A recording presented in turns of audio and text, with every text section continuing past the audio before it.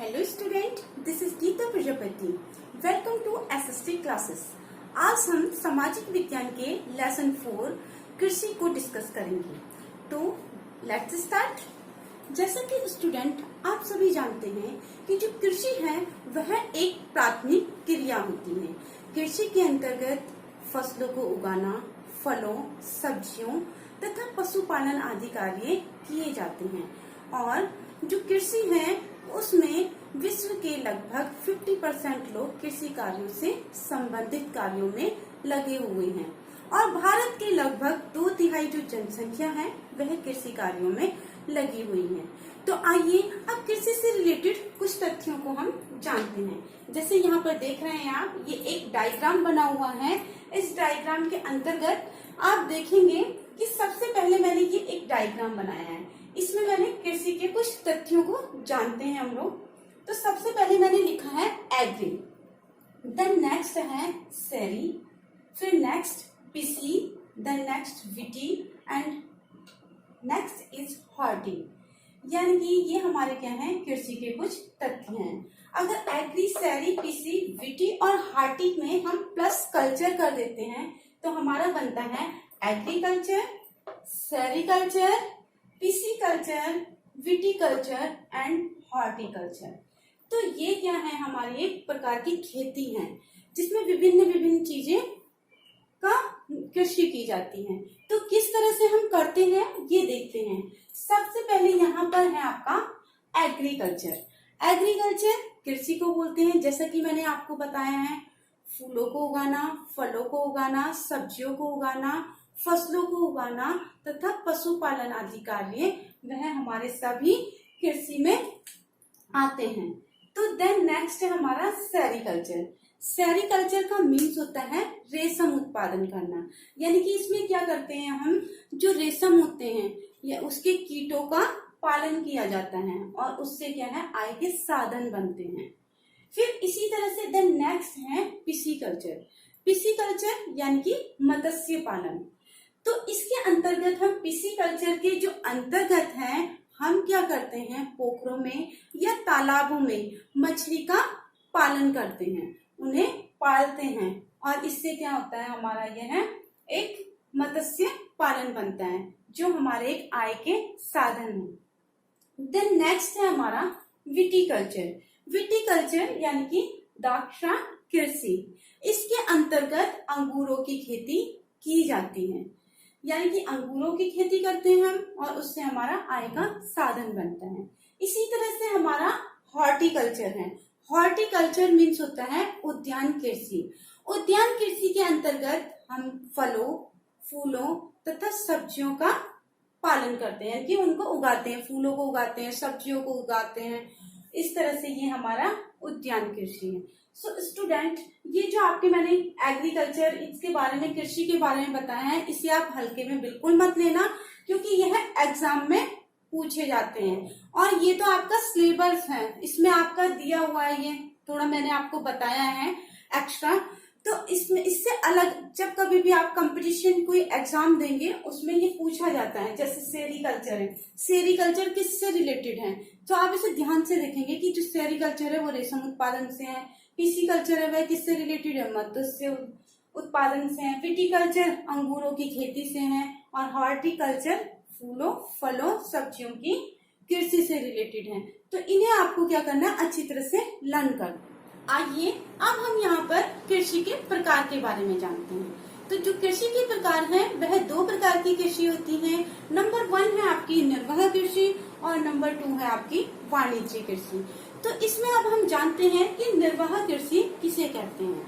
तो जो निर्वाह कृषि होती है इसमें जो कृषक फसल उगाते हैं वह अपनी परिवार की आवश्यकताओं को पूरा करने के लिए उगाते हैं। इसमें उपज कम प्राप्त होती है तथा इसमें जो पारिवारिक व्यक्ति होते हैं उनका श्रम अधिक लगता है, वह हमारी निर्वाह कृषि कहलाती है। इसी तरह से अब हम जानते हैं वाणिज्यिक कृषि। वाणिज्यिक कृषि किसे कहते हैं, इसमें फसलों तथा पशुपालन कार्य किए जाते हैं। इसमें जो फसल और पशुपालन कार्य किए जाते हैं तो उसको क्या किया जाता है, मार्केट में विक्रय किया जाता है। जैसे कोई भी फसल है या पशुपालन किया तो उसको क्या है, मार्केट में बेचा जाता है।